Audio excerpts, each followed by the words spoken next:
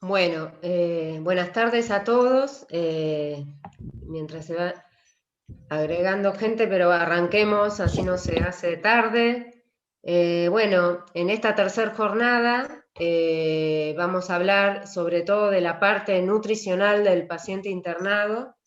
La primera charla va a estar dada por María Clara Pirola, que es licenciada en nutrición y es parte del staff de nutricionistas del Hospital Pena, que va a hablar de los parámetros clínicos y exámenes complementarios que debemos tener en cuenta para evaluar la parte nutricional del paciente que está internado, ¿sí? Así que bueno, le damos la bienvenida a María Clara. ¿Cómo andás, Clara? Hola Ella Romina. en particular la conocemos mucho porque formó parte del staff durante varios años en el servicio, así que bueno. eh, Bueno, eh, buenas tardes a todos.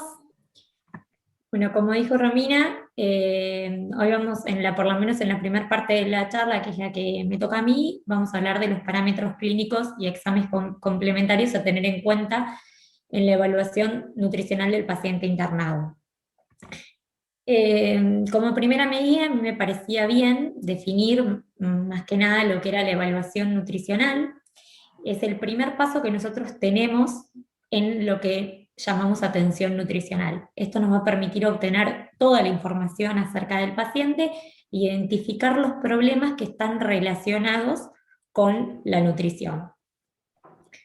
Uno de los problemas más comunes que nosotros vemos en los pacientes hospitalizados de alta prevalencia en las distintas salas que hay en el hospital es la desnutrición, ¿sí? Donde sabemos que es una situación clínica donde se cursa con deficiencia de nutrientes, se producen cambios funcionales y estructurales y se afecta la calidad de vida, así como también la salud. La desnutrición hospitalaria está asociada a la enfermedad, es decir, a la enfermedad que motiva el ingreso dentro del hospital, se agrava durante la hospitalización, ya sea por la evolución propia que tiene la enfermedad que motivó el ingreso o ciertas enfermedades crónicas, y o por tratamientos médicos o quirúrgicos por los que tenga que atravesar el paciente. Identificar la desnutrición hospitalaria es fundamental porque eso evita o minimiza todo lo que es la repercusión en la evolución clínica y la asociación con mayores complicaciones. ¿Cuáles son esas complicaciones que se puedan presentar? Porque nosotros necesitamos identificar esta desnutrición para evitarla. Es la mayor estadía hospitalaria, el incremento de la mortalidad y mayores costos para la institución como para la sociedad. Entonces, en todo paciente que ingresa al hospital, nosotros tenemos que establecer un proceso de cuidado nutricional que consta de 4 pasos. El primero es un screening nutricional, el segundo es una valoración nutricional que va a ser subjetiva u objetiva, el tercer paso es definir el diagnóstico y así poder hacer una intervención adaptada a ese diagnóstico. Y el cuarto paso es el monitoreo y el seguimiento. Yo los voy a ir explicando uno por uno. En cuanto al screening nutricional, como les dije, es el primer paso, es algo rápido, es sencillo, lo puede hacer cualquier persona que recibe al paciente, ya sea el médico, el nutricionista, el enfermero, se hace en las primeras 48 horas de ingreso al paciente y nos va a permitir identificar a aquel paciente que tenga riesgo nutricional y que se pueda beneficiar con la intervención nutricional. ¿A qué llamamos nosotros riesgo nutricional? Es la probabilidad de una mejor o peor evolución debido a factores nutricionales que puedan ser modificados mediante una intervención nutricional adecuada. Lo ideal es que esto se haga en todo paciente que ingresa, o sea, no dejar a ninguno sin el screening nutricional. En un estudio que hicimos en nuestro servicio, que hicieron 2 de las residentes que forman parte de nuestro servicio, el estudio consistía en determinar el riesgo nutricional que había en pacientes adultos al ingreso hospitalario en el Hospital Pena. Se tomó una muestra de 513 pacientes que estaban internados, que ingresaron al hospital, tenían un promedio de edad de 47 años, el 66,9% eran hombres, y de esos 513 pacientes, el 36,8% se encontraba en riesgo nutricional. Pero de ese 36,8%, el 89,6% presentaba un índice de masa corporal normal o elevado. ¿Qué significa esto? Que el screening nutricional es muy importante porque muchas veces uno a simple vista ve que el paciente tiene obesidad o tiene sobrepeso o está normopeso y lo desestima. Y el paciente en realidad sí se encuentra en riesgo nutricional. Por eso es fundamental el screening. De este estudio surge que 1/3 de los ingresos hospitalarios presentaron riesgo nutricional y que 9 de cada 10 individuos que se encontraban en riesgo nutricional tenían el índice de masa corporal normal o aumentado. A modo de ejemplo, con un paciente, con un caso de un paciente, este es un paciente masculino de 29 años de edad, que el motivo de ingreso es una anemia o pérdida de peso, con pérdida de peso, vómitos escasos, dolor abdominal, fiebre. En el ingreso le realizan una ecografía abdominal donde constatan una imagen a nivel del colon y llegan como diagnóstico diferencial, puede ser un absceso o un tumor de colon. Plantean esos diagnósticos diferenciales. El paciente refiere apetito disminuido con reducción de la ingesta en un 50%. Tiene un peso usual de hace 3 meses de 100 kilos, un peso actual de 80,2 y una talla de 1,65. Un índice de masa corporal de 29,45, que nos permite catalogarlo en sobrepeso. Y en base a estos datos, nosotros podemos calcular cuál es el porcentaje de pérdida de peso, que yo no me voy a detener ahora en cómo se calcula, porque lo explico más adelante, que ese porcentaje de pérdida de peso que el paciente tuvo en 3 meses fue del 19,8%. Entonces, en el screening, la primera parte del screening son 4 preguntas básicas. Si el índice de masa corporal es menor a 20, si perdió peso en los últimos 3 meses, si redujo la ingesta en la última semana y si el paciente está gravemente enfermo. En este caso, nuestro paciente no tiene un índice de masa corporal menor a 20,5, perdió peso en los últimos 3 meses, disminuyó la ingesta y no está gravemente enfermo. Generalmente los pacientes que nosotros catalogamos como gravemente enfermos son los críticos. Si alguna de estas 4 preguntas es de respuesta sí, nosotros tenemos que pasar a la segunda parte, que es el screening final, donde nos va a permitir clasificar, o sea, puntuar al paciente según el estado nutricional o según la severidad de la enfermedad. En este caso yo tengo que darle un puntaje de 3, porque la pérdida de peso en 3 meses fue mayor al 15%. Si yo no dispongo del porcentaje de pérdida de peso en un tiempo, también se puede evaluar a través del índice de masa corporal o de la ingesta. Siempre es O.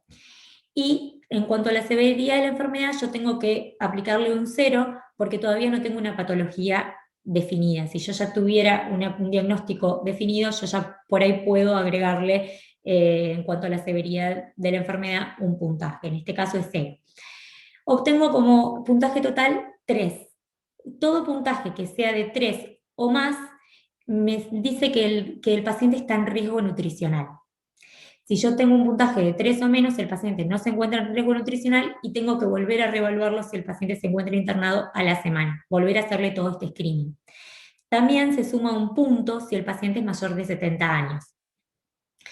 Este es un ejemplo de screening, hay otros métodos, este es el NRS 2002, es el que nosotros usamos en nuestro servicio y es el que está más recomendado para la atención en hospital. Entonces, como primer paso es ese screening nutricional que nos va a permitir determinar si el paciente está en riesgo. Si el paciente está en riesgo, pasamos a la valoración nutricional, que como dije puede ser subjetiva u objetiva. En cuanto a la valoración nutricional subjetiva, esto es un método clínico, es sistematizado, nos permite integrar datos, pero siempre valorándolos de una forma subjetiva, y tiene la finalidad de llegar a un diagnóstico del estado nutricional. La valoración nutricional subjetiva tiene en cuenta la historia alimentaria, los cambios en el peso, el tipo de ingesta y los síntomas digestivos, la capacidad funcional, el estrés metabólico y el examen físico que se le puede hacer al paciente. En cuanto a la pérdida de peso, lo que va a rescatar, digamos, lo que va a contemplar es la pérdida de peso y en el tiempo. En este caso, si ustedes recuerdan al paciente que yo nombré al principio, tenía descenso de peso en esos 3 meses, había descendido casi un 20%.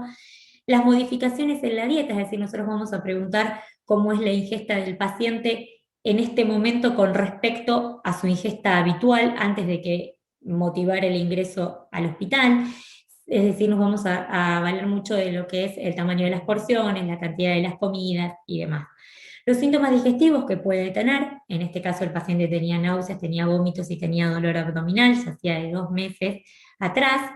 La capacidad funcional, es decir, la energía que el paciente tenía para realizar sus actividades de la vida cotidiana antes con respecto a su situación actual.